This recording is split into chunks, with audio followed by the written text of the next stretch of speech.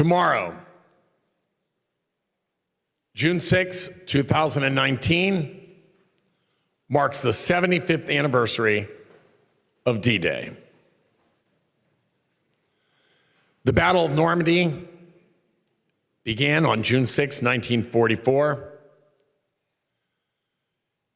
Some 156,000 American, British, Canadian forces, amongst other nations, but certainly the American, British, and Canadian were the large bulk of those individuals, on 5 beaches along a 50-mile stretch of the heavily fortified coast of France's Normandy region. Codenamed Operation Overlord, under President Franklin Roosevelt, Prime Minister Winston Churchill,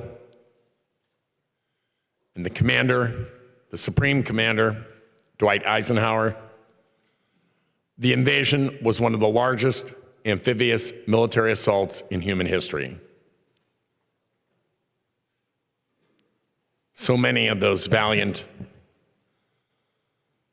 young men lost their lives, taking on the atrocities head on with respect to Nazi Germany. Today, we are blessed to have the opportunity to remember this historic event. At the suggestion of the parliamentarian, Clancy Myers, and in conjunction with Kelly Fideli of our office, you are about to see a video. This video takes us back to this chamber, 2001, shortly after the book, Band of Brothers, written by the famous historian Stephen Ambrose, was published. It went on, of course, to become a well-known HBO series. And at the time, the House of Representatives had the honor of hosting several members of Easy Company, which was portrayed in the series and talked about in the book. And Easy Company was the 101st Airborne from Pennsylvania.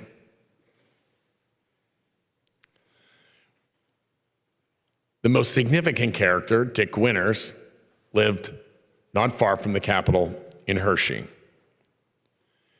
He could not attend in 2001, but we later recognized him on the House floor in 2003. Once we watch the video, I am then going to be calling upon our good friend and colleague, Representative Mark Gillen, who has assembled for us, and we are so thankful for his work, 10 World War II veterans who are seated in the well of the House. And hold your applause, because we're going to be giving them a huge round of applause when Representative Gillen introduces them. But at this time, we're going to take a moment to watch this short video in honor of those fallen at D-Day, the 75th anniversary of which will be tomorrow. Thank you.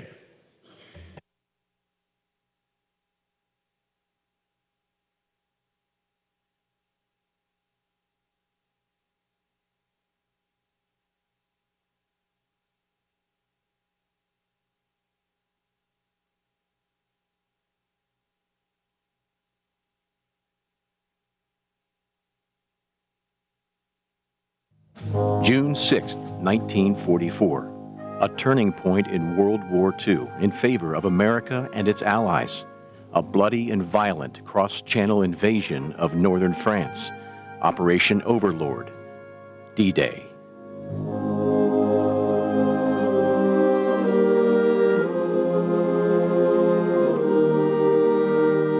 The invading force included the 506th Parachute Infantry Regiment known as Easy Company. History has named them the Band of Brothers. Pennsylvania was well represented in the 506th, with more than a dozen members hailing from the Commonwealth. In 2001, soon after receiving some well-deserved national recognition, 5 of those Pennsylvania warriors came to Harrisburg to be recognized and thanked for their service and sacrifices. Until Stephen Ambrose wrote The Band of Brothers and Tom Hanks and Steven Spielberg made their movie, few people knew of the Men of Easy Company, the young citizen soldiers who in 2 years' time, beginning in 1942, became an elite company of airborne light infantry. Warriors all, heroes all, sharing so much that they achieved a closeness unknown to all outsiders. They were comrades, closer than friends, closer than brothers. We won that war in 1942 to 45. And I want to say this. When you look at me, see your brother, your uncle, your father, your grandfather. I represent every man that fought in the World War II, the Marines, the Navy, the Army, the Air Force, and the Coast Guard. God bless you all. I salute you. Not in attendance due to illness was Major Dick Winters, born in New Holland, Pennsylvania. Major Winters' exploits as Easy Company commander in Normandy became the stuff of legend, as dramatized in the HBO television series Band of Brothers. I was running faster than I ever ran before in my life.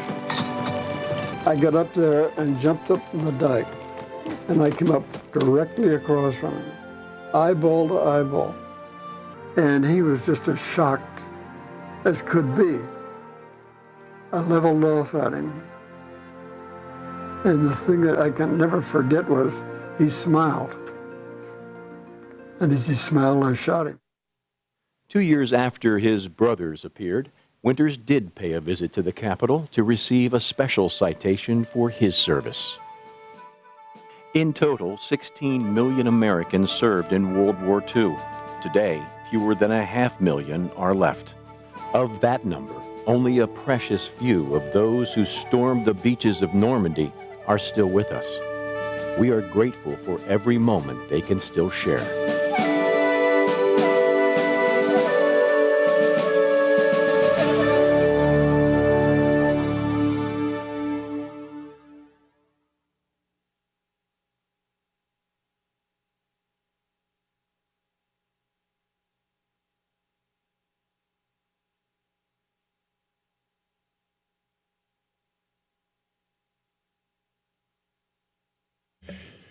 As someone who is the son of a man that served in World War II, my father was a chief petty officer for the United States Navy, served on the destroyer, the USS J.P. Taylor, and he's been gone since 2002. So we are so honored to have with us today some of those who are still here, God bless, that served our country in World War II. I now turn it over to our good friend and colleague, Representative Mark Gillen. I think they're fine there. I think they're comfortable there. Okay.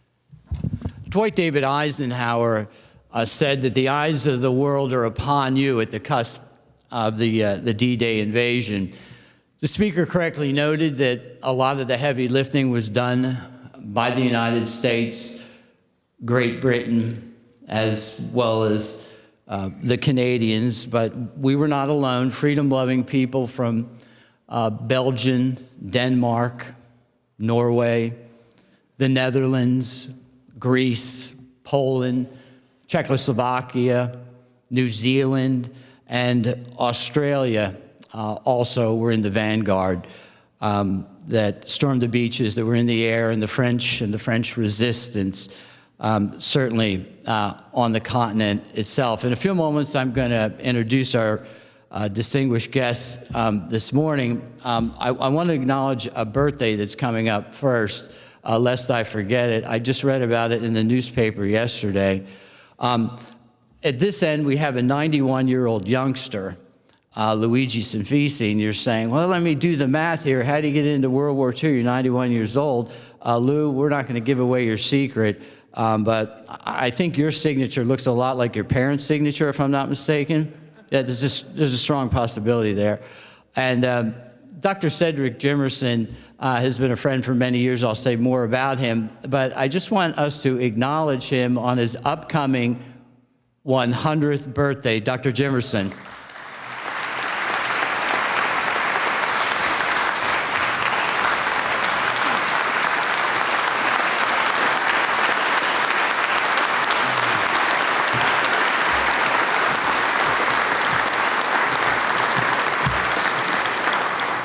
The hopes and prayers of liberty-loving people everywhere march with you, Dwight David Eisenhower said. 5,000 ships, 11,000 aircraft, some 160,000 men, 50 miles of coastline, and 54-degree water, which became very critical in the lives of some that were coming ashore.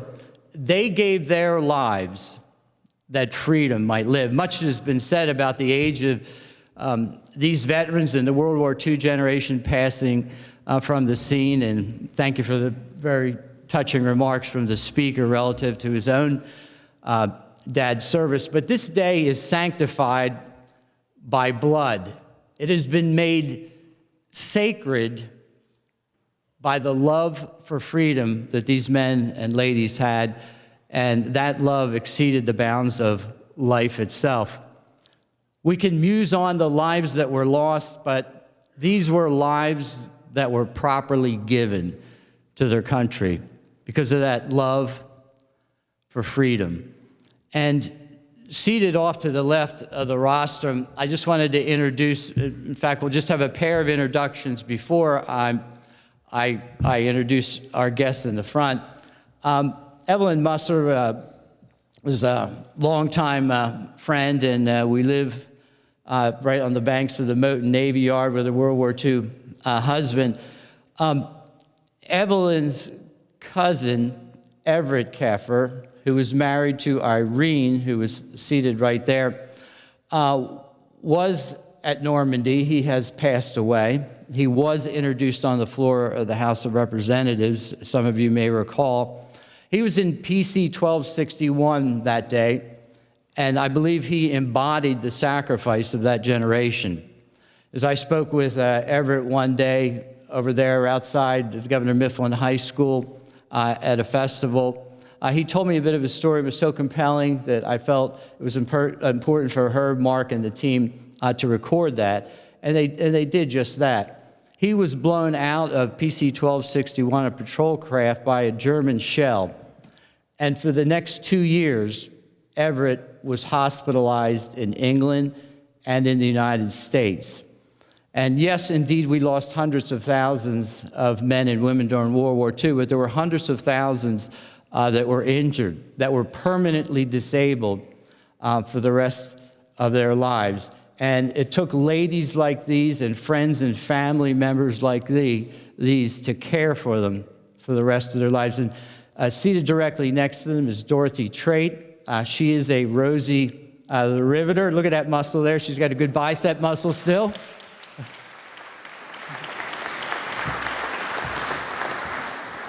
And as you can well imagine, to bring a group like this here today requires all hands on board. And in the back of the auditorium, I'd like the group to stand, if they wouldn't mind standing just for a moment. These are friends, these are family members, these are drivers. Some of my staff is back there as well. And Cheryl Anderson from the Heritage of Green Hills in our district, actually right across from the district office, did an outstanding job of bringing this group here today. Thank you very much.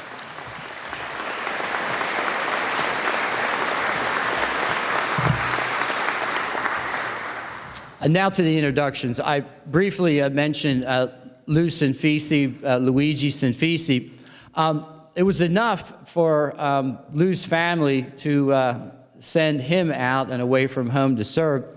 But during the same period of time that Lou was serving, 5 of his brothers, I said 5 of his brothers, were serving during World War II. His family was not immediately aware that he had enlisted, but figured it out somewhere down the line as he departed. Lou thought that this is a good situation because he was going to be in a tug in New York Harbor, as I recall, Lou. And suddenly the tugboat got orders and was headed to the Panama Canal. And instead of a tugboat during World War II and New York Harbor, Lou was hauling around munitions in the South Pacific. And so we're certainly delighted that he could join us here today. And he began that adventure and that journey as a 16-year-old, a 16-year-old teenager during World War II. Walter Davis, and then we'll just move right down the line here, not only was a pilot in World War II, an aviator, but he trained pilots. And so I'd like you to just bookmark as we go down here, if you can recall, and take advantage of the opportunity just for a few minutes afterwards to visit with some of these heroes before they move on to reception. Bill Gordon, skipped over here. Charles Eberwein. Charles, we call him Big Charles at the Heritage at Green Hills. Charles was in the Coast Guard. And as I recall discussions with you, your parents really did not want you to join because you already had two siblings that were in the service. And lest you move past Coast Guard during the Second World War in terms of their engagement, there were 2,000 members of the Coast Guard that were killed during World War II in engagements principally in the Atlantic against German submarines. I always refer to Bill Gordon as the person that saved my life. Bill was on the carrier USS Hancock with my own dad. And my dad was in these slow, lumbering Grumman Avengers, torpedo planes that slowly moved at the Japanese fleet. And Bill was part of the air group that flew protective cover with the fighter aircraft that he was on, and without those aircraft, we certainly would have lost a large number of the Grumman Avenger torpedo planes. Interestingly enough, Bill's wife, Dee, was a pilot domestically because there was a dearth of pilots, and she flew herself during the Second World War, though she was flying in the United States. And so my dad's been gone since 1982, so Bill is my adopted dad. We already introduced briefly Dr. Cedric Jimerson, and if you think we're kind of in rarefied air here with what you're hearing, you're going to go a long distance around this country and spend a lot of time trying to identify World War II surgeons, men that weren't joining when they were 16, 17, and 18 years old. I'm going to give away the big secret. I think was out already. You were born in 1919, if I'm not mistaken, Dr. Jimerson, okay? Coming up on that 100th birthday. And so thank you for your service. Thanks for making the extra special effort to be with us today. And if we're not people like Bernadine Smith with the Army Nursing Corps, all right, I noticed Dr. Jimerson had his arm around you earlier, okay? Renewing a relationship there, perhaps. So they served alongside the doctors, and they mended many of those people and brought them back to health, like Everett Keffer. Moving down the line here, Ethan Smith was in the air over Nazi and Italian occupied Italy. P-51 Mustang, as I recall, if I'm not mistaken. And so each one of these individuals not only put the uniform on, but they were willing to risk their life for their country. My longtime neighbor, Kenny Musser, right there at the Moton Navy Yard, and we had the Wyomissing Creek separating our two properties, and he's been a regular visitor to veterans events, a great friend of the Berks Military History Museum, and certainly delighted that you and Evie were able to join us today. A couple months ago, John Fleming came walking in my direction with his date. By the way, you all still are dating. Dorothy and you are a date, okay? And so we'll have to have a discussion about dating in our mid-90s. But John came walking up, and he's a veteran of the Battle of the Bulge, and both he and Dorothy had their canes, and he had a box. And inside that box was a 25-foot German banner that he had pulled down after the Battle of the Bulge, where the United States troops were meeting Russian troops at the close of the cessation of conflict, at least the European conflict of the Second World War. And so, John, thank you for your distinguished service, not only in Europe, but for many years with the Battle of the Bulge Survivors Association in Berks County. Joe Zebertavage, now he likes to just be called Zeb because it's a whole lot easier. Zeb was on a 40 millimeter, if I'm not mistaken, and he was on the USS O'Brien. And so if you want to engage somebody who had a bird's eye view of what was happening in D-Day and the carnage, and identified a ship near his that was headed down, he's the gentleman that you want to talk to. I was assured that he was in such good health that he would not need a ride here, that he was probably going to jog from Berks County to the Capitol today. But like many of these who began their service in World War II, really never stopped serving. But after D-Day, Zeb, you were on the USS Conway.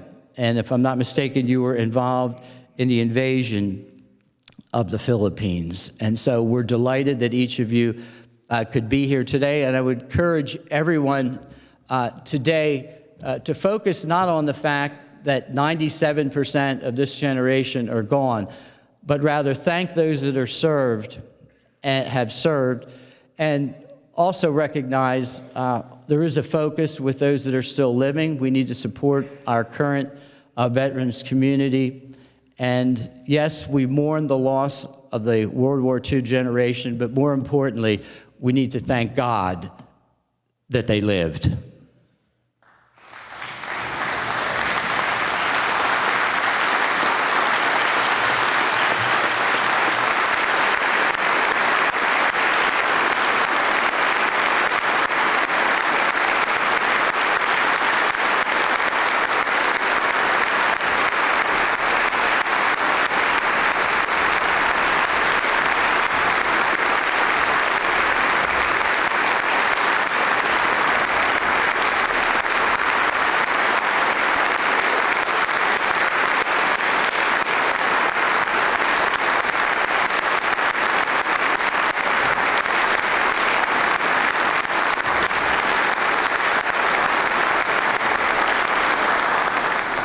Representative Harry Reid Shaw is recognized on unanimous consent. Thank you, Mr. Speaker. I would simply like to submit my remarks for today in honor of the 75th anniversary of D-Day and extend my eternal gratitude for those that served.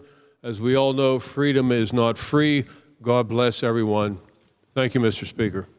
Thank you, Representative Reid Shaw.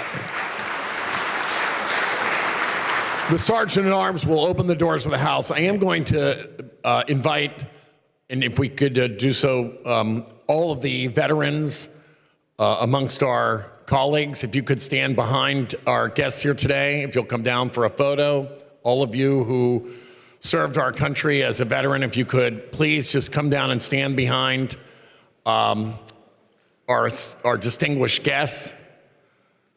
We would be very honored to make sure that we have a photo of you with these outstanding individuals. Thanks to all of you for your service. God bless.